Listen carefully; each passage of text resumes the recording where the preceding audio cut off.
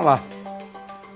A segunda aula vai chamar a atenção para o fato de que existem outras formas da gente apresentar as leis do eletromagnetismo. Estamos chamando isso de outras formulações das leis do eletromagnetismo. Eu queria, por outro lado, chamar a atenção de que existem três, isso mesmo, formas de apresentar as leis do eletromagnetismo. Depois, vamos apresentar a terceira. Hoje, vamos apresentar a segunda forma de enunciar as leis, né? Então, veja, existe uma riqueza grande, três formulações do eletromagnetismo. Isso que a gente vai destacar logo no início, né?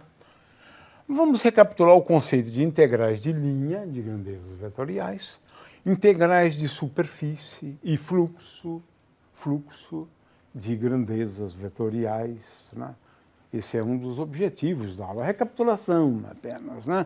Finalmente, uma nova formulação da lei de Gauss e terminando com uma nova formulação da lei de Ampère, né? É isto, né? Ora, existem, então, três formas de apresentar, né? A primeira, a gente fala de propriedades locais dos campos elétricos e magnéticos. É aquilo que fizemos na primeira aula, né? A gente relaciona derivadas do campo elétrico e do campo magnético, na hora de operadores diferenciais de campo, né? Divergente, rotacional, né? Então, essa é a primeira forma, né? É uma descrição ponto a ponto. Mas existe uma outra, onde a gente apresenta essas mesmas leis envolvendo propriedades globais, né? Ou seja, integrais, né, dos campos sobre linhas, sobre superfícies, né? Linhas ou caminhos, né? Eu uso as duas coisas indistintamente, né? E a terceira forma, a gente vai depois discutir, envolve propriedades dos potenciais. Eu posso apresentar as leis do eletromagnetismo a partir de leis para os potenciais elétrico e magnético. É isso que a gente procura chamar a atenção, né? Então, as leis físicas podem ser apresentadas, como fizemos antes, né, em termos de taxas de variação. É isto, né? Por exemplo, a lei de Gauss. O divergente de E é igual a ρ sobre ε0. Isso já fizemos antes, né? As equações de Maxwell, né? Elas, na verdade, são todas elas escritas, são 4 equações de Maxwell, né? Escritas desse jeito, em termos de divergente, de integral. Mas agora tem uma novidade, né? É que eu posso apresentar estas mesmas leis em termos de integrais de superfície, em termos de integrais de linha, ou integrais de caminho, ou em termos de integrais de volume, né? A carga contida. Agora, é claro que eu faço isso, mas fazendo uso dos teoremas de Gauss e Stokes. Então, a gente apresenta as leis e, repentinamente, você diz, poxa, mas é aquela mesma lei? Mas é a mesma lei. Mas a gente faz uso desses teoremas, né, de Gauss e Stokes. E é isso que é fundamental, né, que se entenda, né? A gente sempre faz uso, então, desses conceitos, né? O primeiro conceito que é relevante é a integral de caminho de um campo vetorial. Na verdade, um integral de caminho de um campo, né, a ideia é essa, eu tenho aqui um caminho e um campo, representado aqui, um campo vetorial, né, em vermelho, né, de forma que é isso que a gente vai procurar definir agora, né. Mas eu quero antecipar uma coisa, um integral de caminho de um campo vetorial, ele pode ser sempre escrito como uma integral de funções de uma variável só. Vamos isso para o final esclarecer. Isso, né? O fato é que eu tenho aqui um caminho ligando o ponto A até um ponto B. Poderia ser outro caminho, poderia ser outro caminho, poderia ser esse aqui. Mas vamos considerar um caminho, né, que eu vou chamar de gama esse caminho. Esse caminho eu posso dividi-lo em pequenos segmentos, né? São elementos infinitesimais, né, do conceito de distância entre dois pontos infinitesimais, né? Elementos, portanto, de comprimento dl do caminho. De forma que o comprimento do caminho ele é igual ao integral de dl, que eu somo todos esses elementos infinitesimais de comprimento, né? De comprimento. Agora, o que eu faço é o seguinte: para cada pequeno intervalinho aqui, né, eu considero o produto escalar do campo E, naquele iésimo intervalo lá, EI, né, escalar DRI. Veja, é isso. Eu subdividi em vários pedacinhos, em cada pedacinho esse DRI é esse vetor aqui, né, esse DRI, ele é tal que ele é tangente à curva, né? Essa é uma primeira propriedade, quer dizer, esse DRI, né, ele é igual a ΔRI, que é o elemento de comprimento desse pedacinho, né? Então, ΔRI, né, é isto, né? O módulo de DRI é igual a ΔRI, né? E ele é sempre tangente à curva. De forma que uma integral de linha é, na realidade, uma soma de Riemann. É isso mesmo, uma soma de Riemann, de produtos escalares, né? De produtos escalares. Eu defino também a circulação de um campo vetorial, e quando eu falar de circulação, para indicar que o caminho é fechado, de acordo com esta figura aqui, eu vou representar assim, né? Integral de caminho, quando o caminho é fechado, eu começo aqui e termino aqui, o caminho é fechado. Tem um nome de circulação, esse tipo de integral de linha, né? Muito bem, como eu disse antes, né, eu faço aquelas várias partições, né? Considero o limite em que o elemento de comprimento da iésima partição do caminho tende a zero, é a ideia da soma de Riemann, né? E tomar um número de partições tendendo a infinito, né? Da soma de EI. EI é o campo E, no caso, poderia ser o campo elétrico, né? Mas o campo E, mas é um campo qualquer, né? O campo elétrico, né, considerando essa partição como sendo diminuta, ele praticamente não varia, né? Naquela partição, multiplico por escalar ΔR, tomo o limite quando o n tende a infinito, né? E considero esse limite aqui, ΔR tendendo a zero, mas de tal maneira que o comprimento da curva seja finito, diferente de zero, né?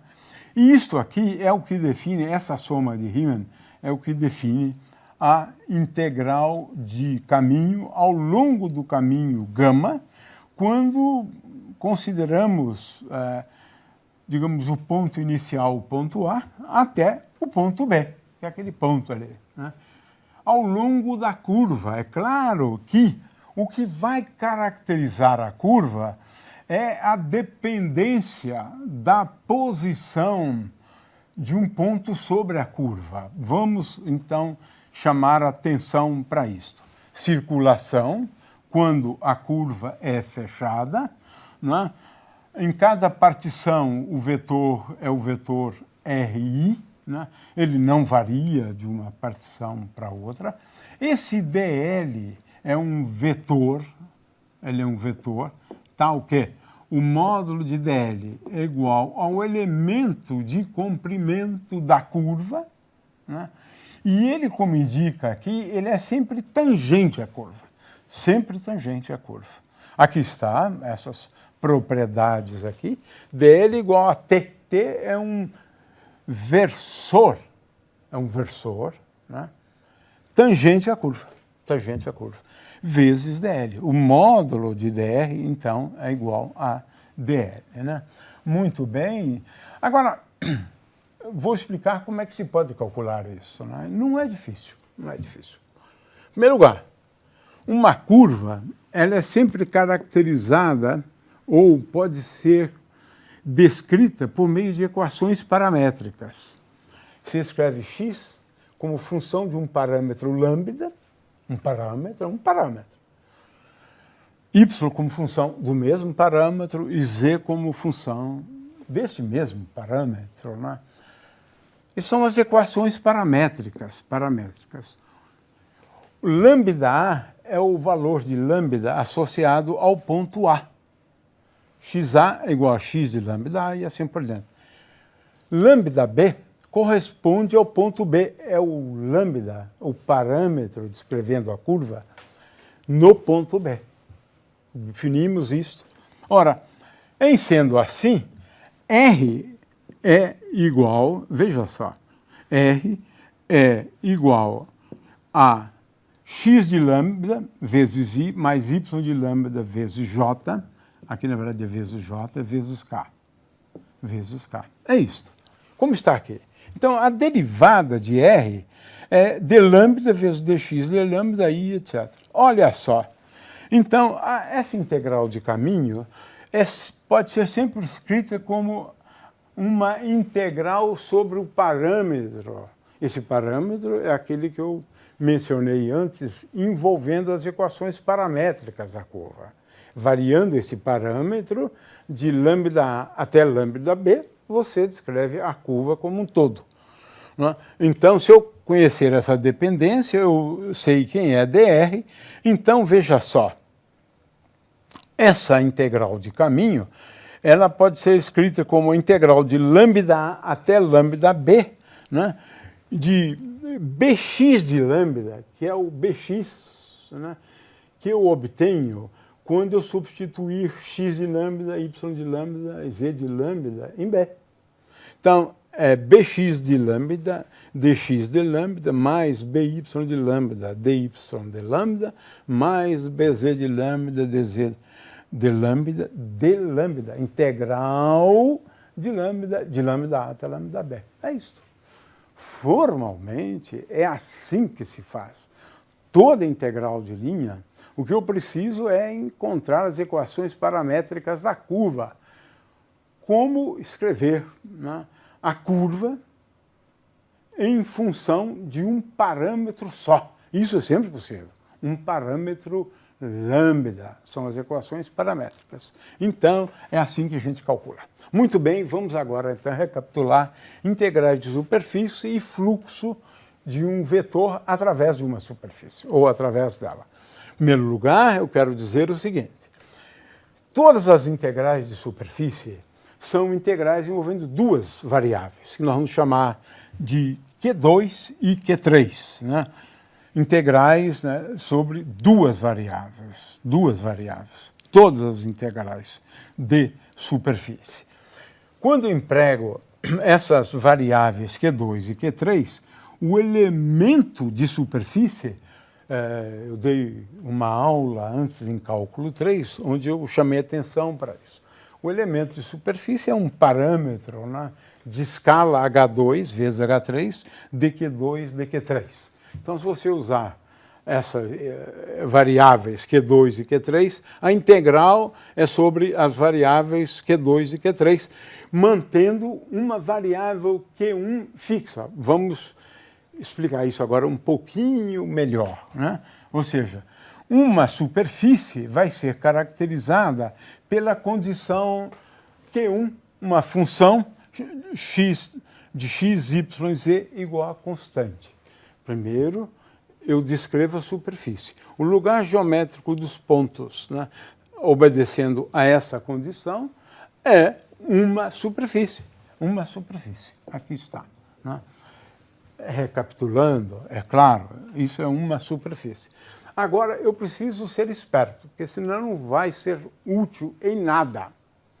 Eu preciso, na verdade, de 3 coordenadas generalizadas. Q1, Q2, Q3. Em primeiro lugar, eu preciso identificar estas coordenadas. Senão, não vou para frente, não vou avançar.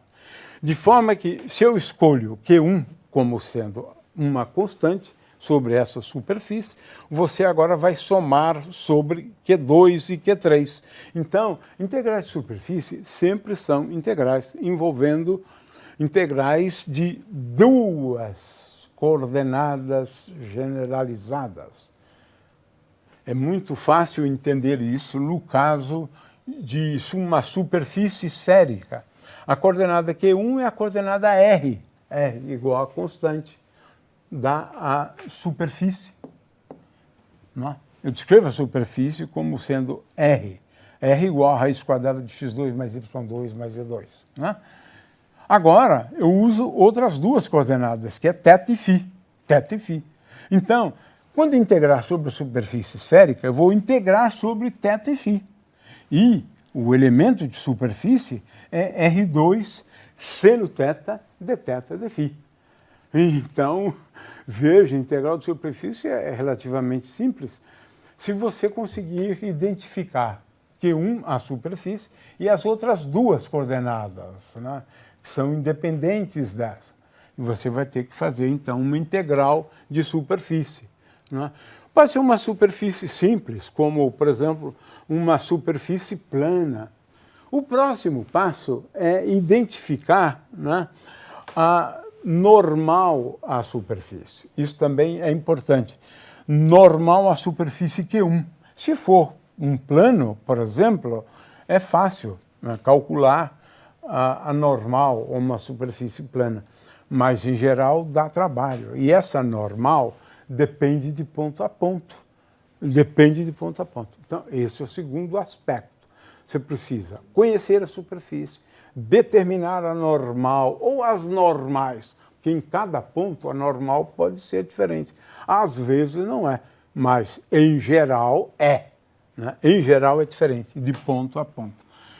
Então, agora nós vamos definir, né, o fluxo de um campo vetorial através de uma superfície, que é uma integral de superfície, que eu defini anteriormente. A gente representa o fluxo do campo E, indicamos assim, φE, como o fluxo tanto pode ser ao longo de uma superfície aberta como fechada. Quando é fechada, você indica assim, fechado, isso, fechado. Né? Então, o fluxo pode ser de um campo E, através de uma superfície fechada, ou uma superfície aberta. Pode calcular fluxos envolvendo superfícies abertas ou fechadas. Mas, em cada caso, você vai considerar o produto escalar de E escalar ds, né, onde ds é igual a normal, n, a normal à superfície, vezes o elemento, eu já chamei a atenção para o elemento de superfície, vezes ds. De forma que o fluxo de um campo através de uma superfície, ele é igual a E escalar n, e agora aqui eu tenho a componente normal do campo.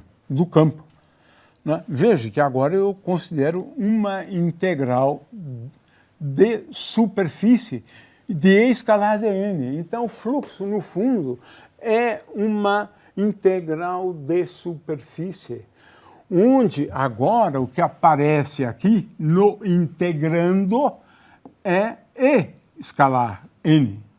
Se a superfície for aberta, vale a mesma coisa. O integrando é E escalar n. Quem é E? É o campo. Pode ser o campo elétrico, o campo magnético, não importa. O campo E. Né? Então, E escalar n define o integrando. Ele define o integrando. Né? O fato é que o que você vai ter que fazer é, em primeiro lugar, identificar a superfície, as duas outras coordenadas e aprender a calcular normal a superfície. Normal a superfície, se a superfície for W igual a constante, a normal é o gradiente de W dividido por módulo do gradiente de W. Por quê? Essa normal N é um versor. O módulo de N é igual a 1. Se for, por exemplo, um plano, eu tenho aqui o resultado do cálculo da normal, o gradiente dessa função dividido pelo módulo dela. Isso é um exercício bem simples, né? O fato é que, quando eu considerar uma superfície qualquer, eu tenho que ir calculando as normais. Calcula normal nesse ponto, e agora eu considero o campo E e o produto escalar de E escalar N em cada ponto.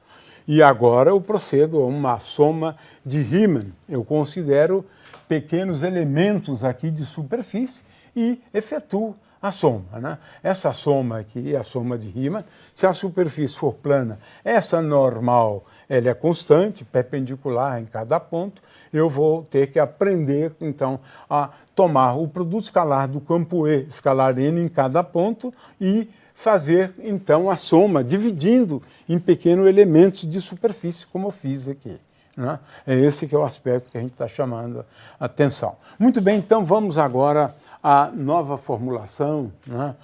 Tendo definido o que são integrais de linha e integrais de superfície, né? Aqui nós estamos falando de fluxos de grandezas vetoriais, integrais de linha, integrais de volume ou integrais de superfície, né?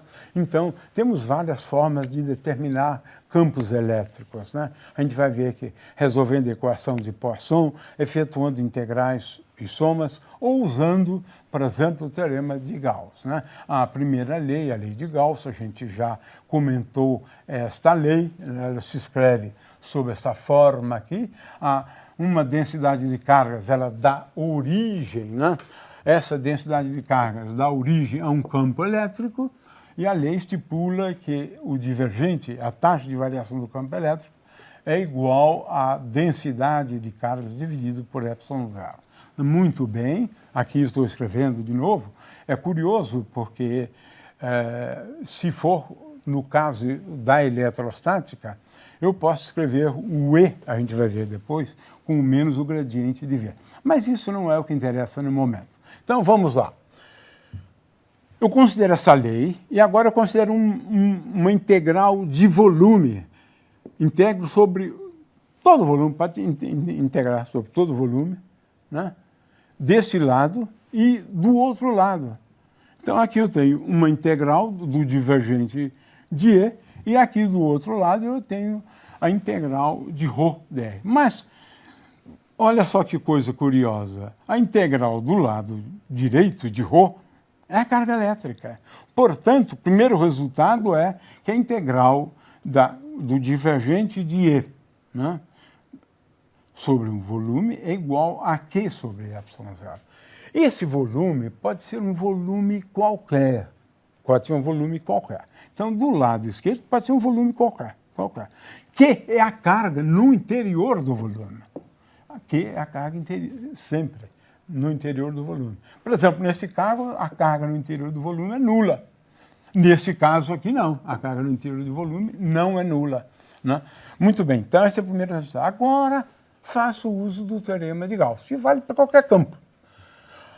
A integral de volume do divergente do campo elétrico é igual ao fluxo do campo elétrico através daquela superfície, mas essa superfície é uma superfície fechada. Então, o fluxo do divergente do campo elétrico é igual ao fluxo do campo elétrico através da superfície. Que superfície é agora? É a superfície que delimita o volume V. Tem um volume, não é? É tudo que está no interior da superfície. E a superfície é essa que delimita o volume. Teorema de Gauss, nós já discutimos esse teorema. Consequentemente, agora, veja só, eu tenho uma expressão quase que irreconhecível, né, para a lei de Gauss. Olha só o resumo aqui. Fluxo do campo elétrico é igual a Q sobre ε0, onde o fluxo do campo elétrico, né, é igual à integral de superfície E escalar ds. Você nem reconhece, né? Você nem reconhece a lei de Gauss escrita ou sob esta forma ou sob esta forma. Quem é o volume V? Qualquer que seja o volume V. Pode ser pequeno, pode ser grande, pode ser todo o espaço, não importa. Volume V, qualquer. Quem é S? S é a superfície que delimita o volume. Claro que você tem que especificar o volume, né? Então, veja só, é uma outra formulação da lei de Gauss. Mas fica irreconhecível. Onde é que está o divergente aqui? Não está. Não está. Muito bem. Agora, nós podemos escrever a lei de Gauss, então, sob esta forma, e ela é útil para calcular o campo elétrico sempre que, basicamente, E escalar N, que é isso que importa, né, for constante ao longo da superfície. Senão, ela é sempre verdadeira, sempre. Mas ela só é útil em alguns casos, onde você sabe usar argumentos de simetria para dizer alguma coisa sobre o campo elétrico antes de calcular a integral de superfície. Senão, não adianta. Ela é sempre verdadeira, mas ela pode não ser útil para calcular o campo elétrico, né?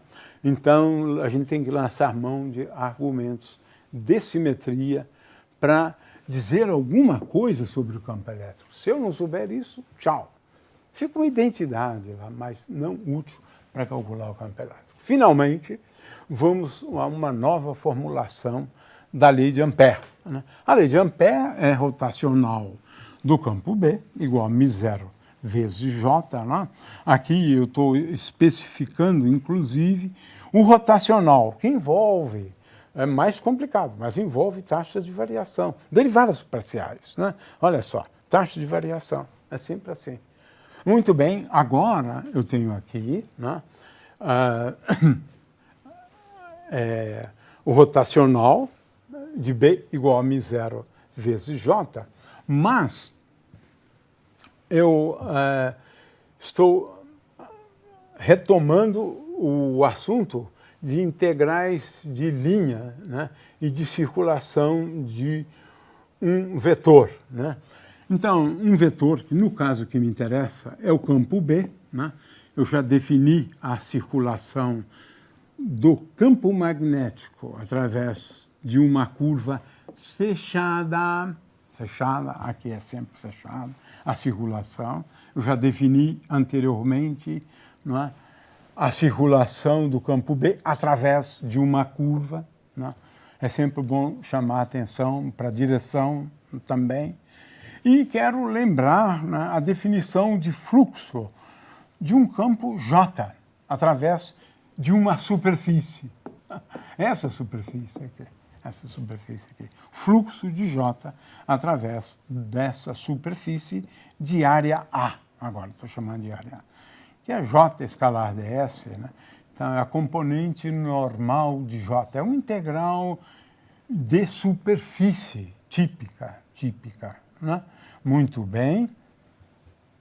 Só para a gente recapitular, então, a integral de B escalar dl é igual a integral de B escalar. Lembre-se que esse dl é igual a um versor tangente à curva em cada ponto, módulo 1, esse vetor t é um versor, portanto, né? Isso, então, me dá a componente tangencial do campo B. E agora, integral de dl. Vou somar sobre esses elementos de comprimento, porque eu divido a curva em pequenos segmentos, né? É só para lembrar da definição de circulação de um vetor ao longo de uma curva fechada, né? Muito bem. Agora, nós vamos avançar um pouco mais. Qual é a ideia? Eu considero uma superfície de área A, que é essa superfície aqui. Qualquer superfície de área A.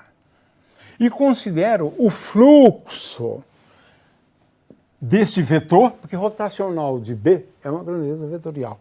Então, eu considero o fluxo dessa grandeza vetorial e o fluxo do lado direito.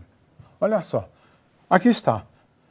Eu considero o fluxo do lado esquerdo sobre esta área A e considero o fluxo do lado direito sobre a área A. Agora quero lembrar da definição. O fluxo de J escalar ds nada mais é do que a corrente elétrica. Isso é uma recapitulação, né, envolvendo o conceito de corrente elétrica. Taxa com que carga atravessa essa superfície considerada de área A por unidade de tempo. É isto, corrente elétrica. Então essa é a primeira, eu estou apenas recapitulando o conceito, né, de corrente elétrica. Então a corrente elétrica, formalmente, é o fluxo do vetor J através de uma superfície de área A, né? Isso é a corrente elétrica. Veja, estamos sendo muito formais, é claro, mas assim é o eletromagnetismo avançado, com definições bem precisas. O que é corrente elétrica? Corrente elétrica é o fluxo de J através de uma superfície qualquer, né? Uma superfície aberta, né? Então, é quanto passa de carga elétrica por essa superfície por unidade de tempo. É tão simples quanto isso, né? É isso, corrente elétrica. É o fluxo do vetor densidade de corrente através dessa superfície. Muito bem. Então, veja, agora utilizamos o teorema de Stokes. O que é que afirma o teorema de Stokes? Afirma que o fluxo do rotacional de qualquer vetor, não é por ser o campo B, não, o campo magnético, não, vale para qualquer vetor. O fluxo do rotacional de um vetor B é igual à integral de linha do campo B. Mas que linha é essa? Essa superfície ela é delimitada por uma curva. Então, essa linha ela é essa curva aqui. Olha só. Claro, porque essa superfície ela é delimitada por essa curva. É claro que aqui estamos falando de integral de linha, ou seja, eu tenho dois sentidos, né, desse percurso, né? Ele tanto pode ser para a direita ou para a esquerda. Então, muito cuidado com essa questão aqui do sentido, né? Então, vamos lá. O fluxo do rotacional do campo B através desta superfície é igual à integral de linha, né, do campo B, mas essa linha é essa linha que delimita essa área. Porque essa área aqui, não estou falando de uma superfície fechada, é uma superfície aberta. Em se tratando de uma superfície aberta, né, ela é sempre delimitada por uma curva, por uma linha, né? Então, é essa a ideia. Então, resumindo, o fluxo do rotacional do campo B, ele é igual à integral de linha, mas da circulação, porque é claro que essa curva aqui é fechada, né? Então é igual à circulação do campo B, né, através da linha que delimita a superfície de área A que foi considerada. Então basta isso. Lembrando de novo então a definição, né, da corrente elétrica, né? Eu quero então chamar a atenção para o fato de que agora, né, a lei de Ampère pode ser escrita da seguinte forma, lembrando aquela propriedade, né, lembrando que o fluxo de J escalar ds igual a I, né, aqui está a lei de Ampère. A lei de Ampère especifica que a circulação do campo magnético é igual a uma constante, μ0, uma constante fundamental do eletromagnetismo, vezes a corrente elétrica. Então, é claro que isto aqui vale para qualquer superfície que você imaginar. Vale para qualquer superfície delimitada por uma curva. Né? Delimitada por uma curva. Essa curva nós estamos chamando de gama. Né? De forma que a circulação do campo B, através dessa curva, quando a gente vai por essa curva gama aqui, é igual a μ0 vezes I. E é a corrente através dessa superfície aqui, nessa superfície. E essa lei, ela pode ser útil muitas vezes, né? Mas desde que você saiba alguma coisa sobre o campo B.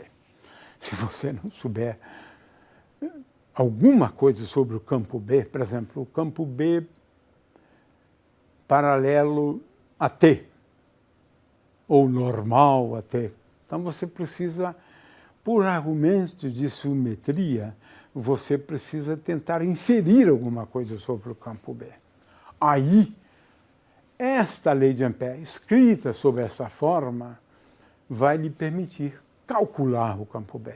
É outra alternativa para se calcular o campo B.